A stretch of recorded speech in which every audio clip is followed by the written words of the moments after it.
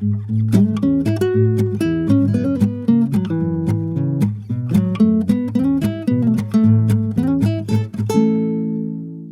welcome to the Backyard Road Trips podcast. I'm Zach. I'm Jim.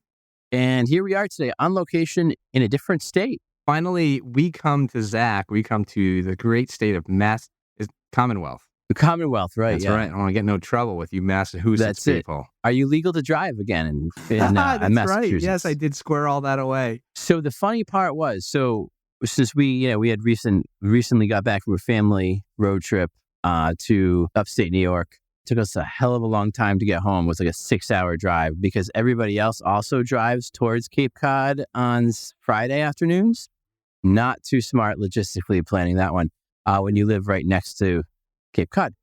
So they have the new tolls that they're not new anymore, but electronic tolls, no toll booth keepers or anything, toll collectors. So my dad was like, well, what if people just didn't pay it? What would happen? And I said, well, you would not be allowed to drive in that state.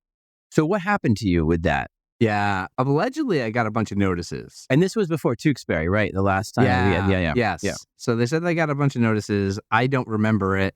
I'm not one to not pay my debts. So finally, I got a notice from a collection agency that said, like, your license to operate a vehicle in Massachusetts is suspended or revoked or something. You're not allowed to do it.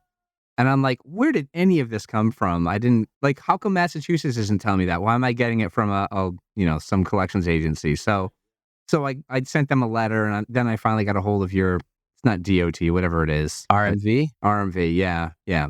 So they were all like, yeah, we sent you stuff, and people lie about this all the time and say they never got it. And I was like, okay, it's just not worth the fight. Like, whatever, I'll pay the bill. And it was on principle because I feel like I was being scammed, but whatever. So once I paid it, it was they said it was assume it's back, it's reinstated. So they revoked your license to drive in Massachusetts, and this was on like highways or any road, anywhere. Yeah. Okay. And how would that? I guess like this is what we were talking about in the car ride. How would that be known? Would there be like America's Most Wanted or Massachusetts Most Wanted lists that every police officer has, like? In their glove compartment? I guess if I got pulled over, they would notice James Earl Wheeler.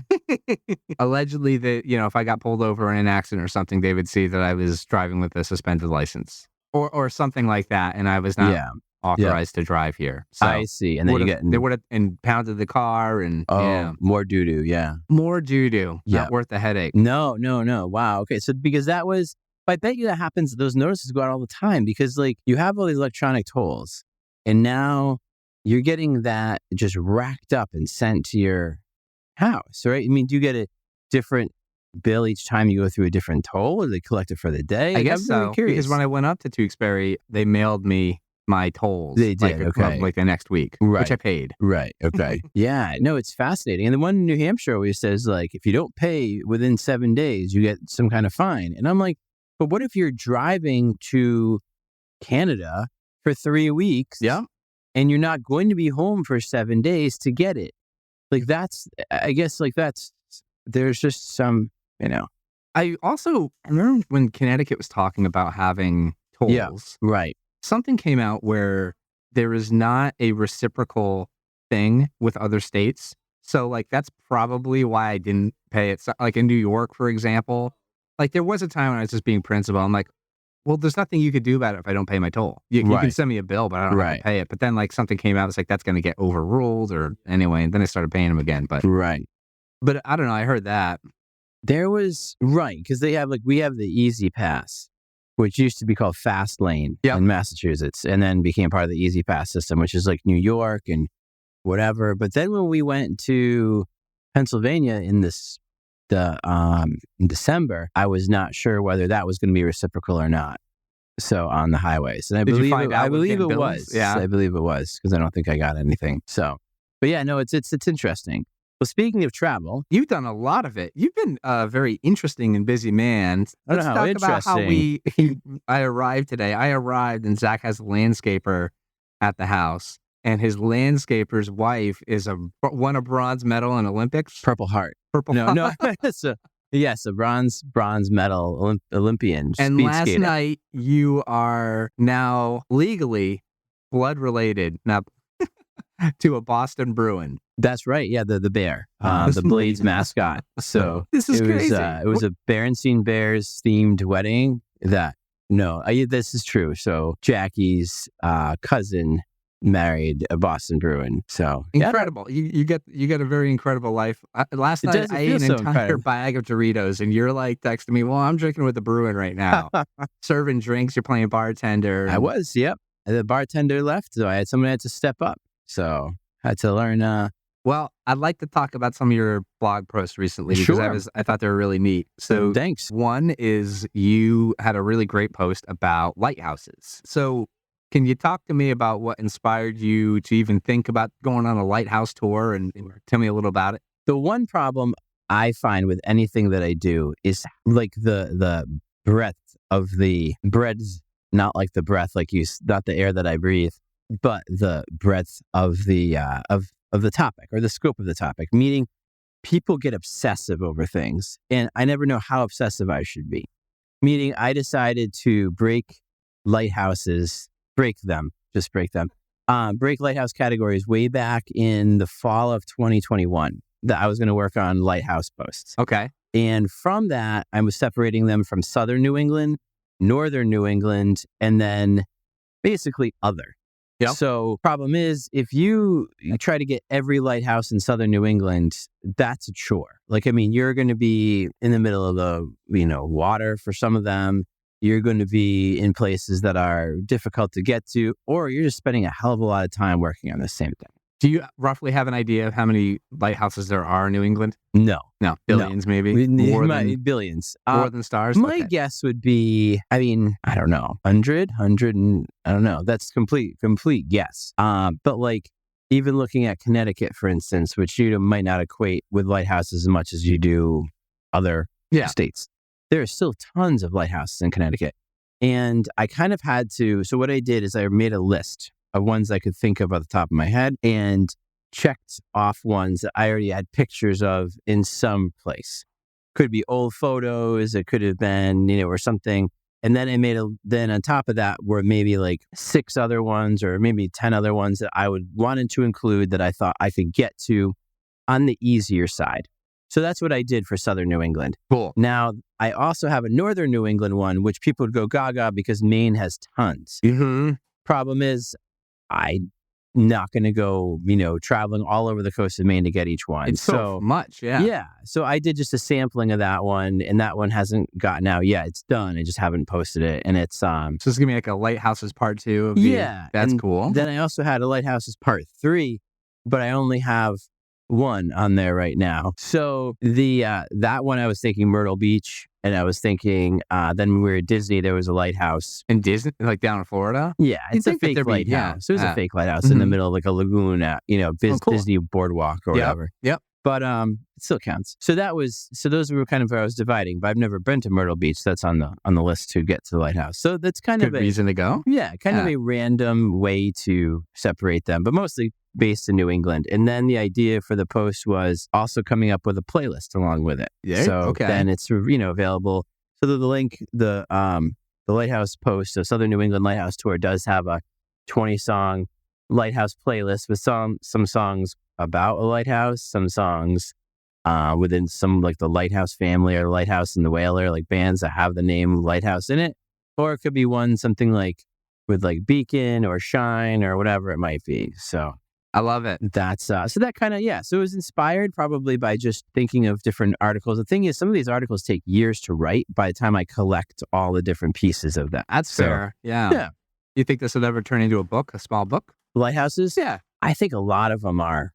I think there's already a lot on the You don't need subjects. to inject I another. wouldn't mind, but Mhm. I don't know if I could get as obsessive as some folks. Okay. So As far as about the unique ones, thanks, I Tom. just looked over at Dave. He's got Tommy in a headlock. And so, the ones that you visited, were there any that you thought were particularly unique or interesting? They're all pretty terrible. No, so a lot. Some of it was definitely the fun and the adventure of trying to find. One was Race Point in Provincetown. Now, I thought Race Point Light was.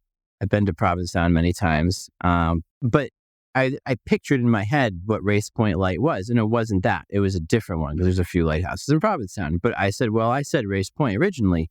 So we had to go try to find out where Race Point was. And it was really, it's a really like a 4-mile trek to it on the sand.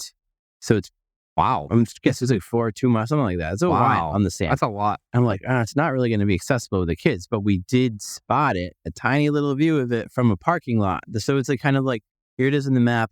How are we going to go find it? So the adventure in that is kind of, the fun part of it. That's really cool. It's unique. Yeah. So that's kind of a fun thing about that. I mean, some of them, like the Stonington Light, I always like that one down in Stonington, Connecticut. Yeah. We have a few here, the old Situate Light here, and then the Minot Light that's in the water. In Plymouth here, we have the Bug Light, which we can actually see from our house.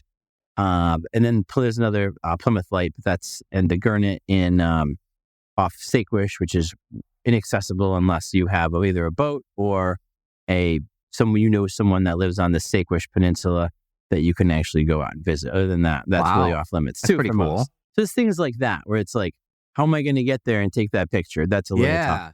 All right, so let me ask you a stupid question. Are there any lighthouses that are still in operation? Like they have people that live there or work on them? Or? Yeah, well, the one in Situate is one of my friends from work lives there. Really? Yeah, he's a lighthouse keeper. See, this is maybe a profession I thought probably died out in the GPS era. So. Right.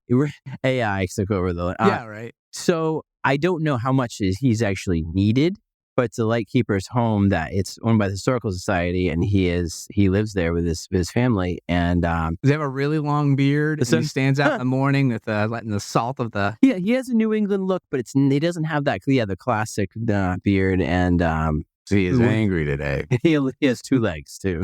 They're both peg legs now, and no eye patches either. So okay, but yeah, so that's kind of pretty cool. Some of them are still run by the Coast Guard. So that's cool. You'll see that in Point Judith. I went down there and saw that one. I saw that. Yeah. Then you didn't get the Avery Point one. You're right. That's not on there. I have pictures of that too. Wow. I guess it's not a complete... no, it certainly is not a complete... Yep. I don't know if it was a real... anyway. But that totally counts. Does it? Yeah. I don't know. It's just like a... I even took a picture of it, and I forgot to include, there's a little lighthouse at Mystic Seaport. But not Mystic Seaport. That's a real one. At Mystic Aquarium. There's like a little lighthouse thing. And then I was going to take a picture of a lighthouse at a mini golf course, but then I didn't do that. That's right. But I didn't. So, but the Avery Point, I actually had pictures of it. I just totally forgot about that one. Yeah. And you took great pictures of that. Thank you. Yeah. My other question was going to be, because I know that you researched them a little bit too before. Was there any kind of cool histories associated with any of them? Or any of them haunted? A few of these. No, New London, right? So Ledge Light's supposed to be Ernie, the lighthouse keeper in the one. And Ledge Light's super cool. I mean, it's brick. So it's like this brick square lighthouse. And you could take tours out to it. It's supposed to be a great lighthouse tour actually my mother took my father for Father's Day a few years ago. He'll be happy I'm bringing this up. And it was a lighthouse tour of Long Island Sound, but like in near the mouth of Thames, that area, I believe. And there was someone on the boat that had a tank top that said "Sun's out, guns out." And it was after, I'm sure one of the, horrendous school shooting events that have happened. And my father did not realize that the guns in this case meant mussels. Oh no! So he was so upset, so upset and so mad, and he ruined his lighthouse tour because he was so upset by that. And then he told me the story and was so livid. And I said, well, that actually means like mussels, like arms. Your arms are out, and it's probably like a funny thing. They also do TAPS does a lighthouse tour out there too, of the haunted lighthouse of New London. Have you done it? Have you done the... No, okay. Never been. Mm-hmm. And then the ones there's some legends about the Situate one as well. The Situate one, it's called the Army of Two, where the War of 1812, it was in 1814, the British were off the coast in Situate, and the lighthouse keeper's daughters spotted them. Ooh. And decided to take up like fife and drum or something and started playing as loudly as they could. And it warred in the British stayed. Oh, wow. Didn't come ashore because they thought that the local regiment was coming because of the fife and drum that was being played. And that's really called cool. The Army of Two. So that's a pretty cool story. Yeah, so that is a cool one. Abigail and someone. And you'll see that name Abigail a lot about that. And then the other one is in Mine at Light. It's supposed to be haunted with, that's another one in the middle of the water, like ledge light, and it's called a breakwater light, I believe. And then this one, like it's how the flashing of it is 4-3. What is it? 1-4-3. I love you. So it's like the I love you light, but also has some shipwrecks around there and haunted associations or ghostly associations with that one as well. So any tales of sea monsters? The Kraken. Actually one kind of cool one that I like too is in Cape Cod. And this is, so you have not Nobska, that's over in Falmouth. This is the Nauset light, which is kind of your iconic light. And I believe it was the twin of, was it either I think it's the twin of the Chatham light or there used to be two lights and one of them moved up there. But the Nauset light that's there now, and I want to say Nauset's used for the Cape Cod ships, the bag, it replaced something called the Three Sisters, which were three smaller lights on that spot. And now those three lighthouses are located about a mile inward from that, just in a park. Wow. To say, yeah. Weird. So they will move them around. They moved them around. That's kind of crazy. What is the oldest one you visited? Situate's one of the oldest in the country. I want to say the oldest is Boston. I've seen it, but I've never been to it. So probably Situate. Any lesser known facts? Yeah, I did a perfunctory history. So I didn't get too far involved in each just because I was trying to make it focused on a wide range of them instead of just instead of one. Yeah. One more. The one in the northern New England one will be interesting because I have one in Acadia, one in York, Maine, the Nubble Light. Yeah, classic. Yeah. And then I have one that was in Lake Champlain. I thought was kind of interesting. There's one that's also a removed lighthouse that's part of Shelburne Museum, and which is, again, was like the Colchester Reef Light that they actually transported to Shelburne Museum. Pretty cool. So it's kind of neat. But that was that one's going to be just a couple lights. All right. So, any that you think is a must-see? Someone's got to make this trip out. I would just say if you're in any of the seaside locations in New England, go, make that effort. If you're in Cape Cod, go see Highland Light and, I think it's Truro, or go see the Nobska Light in Falmouth, or, Chatham Light, just the kind of your classic New England lighthouses. And the same thing goes with Maine. Like Portland Headlight is beautiful. And it's kind of cool. It's kind of a cool New England seaside. Of course, lighthouses are all over now. Not that they're just New England, but I feel like they definitely are. Did you have a favorite? Favorite. I would say the one in Stonington does, I used to go there a lot as a kid. So that one really has a connection to. I do like Portland Headlight as well. I think it's a really just pretty lighthouse. So you'd think that one of them would have been turned into a brewery by now. That's great. In New England and lighthouses. That's it. Yeah, that's it. All right. That's going to be your next venture. Right. New England. You're going to take all the proceeds from your latest book and then you're going to buy a lighthouse. Get good 25 cents. Yep. Quarter by quarter. All right. Well, then speaking of, you were going on these tours. I also saw that you had a blog post about a great review of beaches. So does this have anything to do with the lighthouses or just a separate? No. What I tried to do is I've been writing less. Like sometimes I'd really churn a bunch out.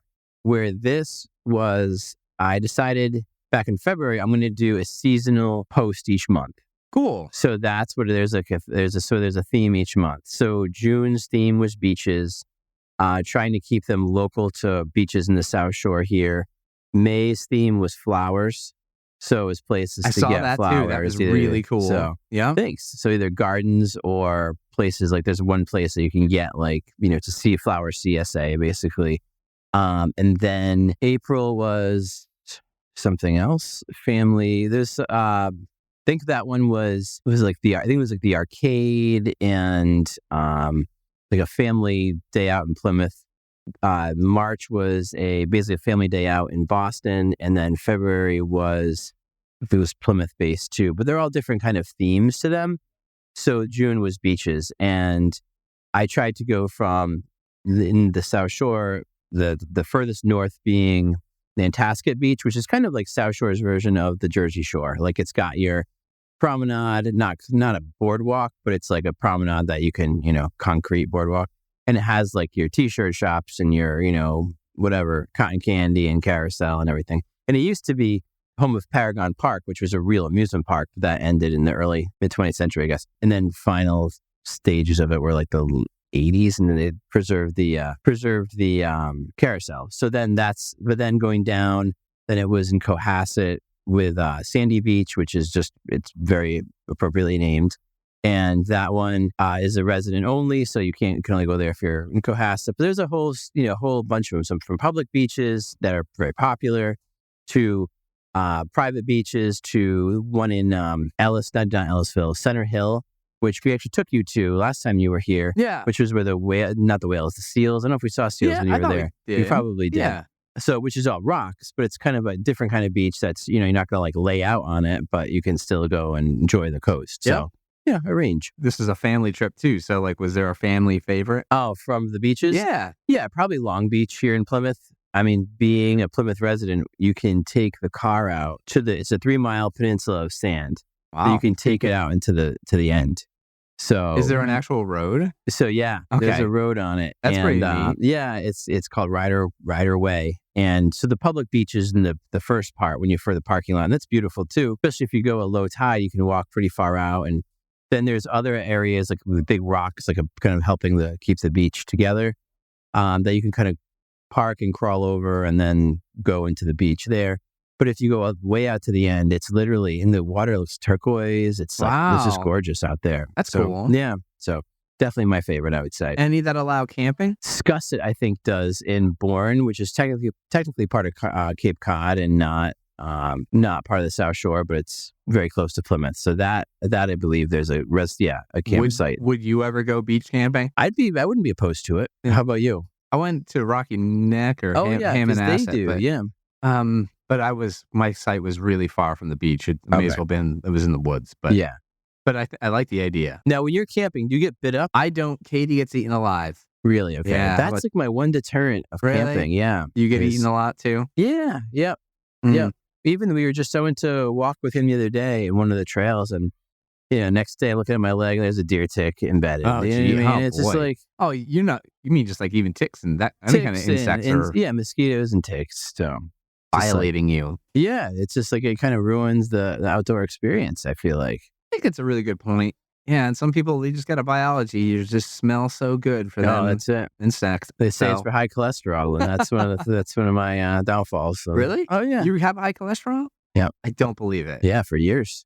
You're like a runner. So you're one of the most in shape ones. Like a runner. It's pretty much so. I mean, I run. I run/walk. Nope. Well, you know what we'll have to do? We'll have to ramp up our cholesterols. As for science. Yeah. Okay. And then we both go on a camping trip. And you'll see who's got more bug. All right. So you also were just mentioning about gardens. And I think that is really cool. Or the flower tour as well. Right. Can you talk about that? Yes. That one was located here in Plymouth too. And the Hornblower Garden, which is part of Plymouth Patuxent, so formerly known as Plymouth Plantation.